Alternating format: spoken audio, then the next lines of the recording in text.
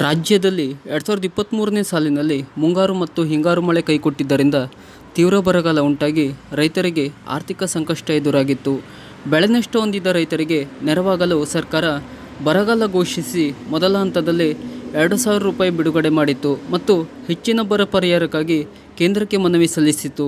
ಈಗ ಕೇಂದ್ರದಿಂದ 3,454 ಕೋಟಿ ರೂಪಾಯಿ ಬಿಡುಗಡೆಯಾಗಿದ್ದು, ಬೆಳೆ ನಷ್ಟ ಹೊಂದಿ ಆರ್ಥಿಕ ಸಂಕಷ್ಟ ಎದುರಿಸುತ್ತಿರುವ ಅರ್ಹ ರೈತರಿಗೆ ನೀಡಲು ರಾಜ್ಯ ಸರ್ಕಾರ ಈಗಾಗಲೇ ಕ್ರಮ ಕೈಗೊಂಡಿದೆ.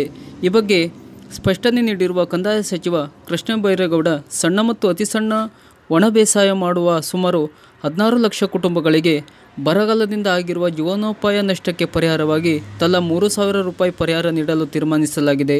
ಕೇಂದ್ರದ NDRFನಿಂದ ಹಣ ಬಿಡುಗಡೆಯಾದ ಬಳಿಕ ರೈತರಿಗೆ ಅರ್ಹತೆಯ ಆಧಾರದಲ್ಲಿ ಪರಿಹಾರವನ್ನು ಪಾವತಿಸಲಾಗುತ್ತಿದ್ದು, ಇವರಿಗೆ ಒಟ್ಟು 32.12 ಲಕ್ಷ ರೈತರಿಗೆ ಸಂಪೂರ್ಣ ಬೆಳೆ ಪರಿಹಾರ ಮೊತ್ತವನ್ನು ಜಮಾ ಮಾಡಲಾಗಿದೆ. ಇನ್ನು ಸುಮಾರು 2 ಲಕ್ಷ ರೈತರಿಗೆ ಪರಿಹಾರ ನೀಡುವ ಪ್ರಕ್ರಿಯೆ ದಾಖಲೆ ಪರಿಶೀಲನೆ ಹಂತದಲ್ಲಿದೆ.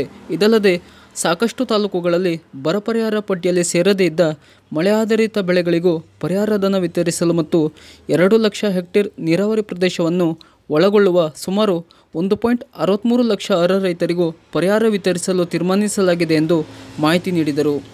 ಬರ ಪರಿಹಾರ ವಿತರಣೆ ಪ್ರಗತಿಯಲ್ಲಿದ್ದು, ಅರ್ಹ ರೈತರಿಗೆ ವಿತರಿಸಲಾಗುತ್ತಿದೆ. ಸರ್ಕಾರದ ಇನ್ನಷ್ಟು ಈ ಥರದ ಮಾಹಿತಿಗಳಿಗಾಗಿ ನಮ್ಮ ಚಾನಲನ್ನು ಸಬ್ಸ್ಕ್ರೈಬ್ ಮಾಡಿ. ನಮಸ್ಕಾರ.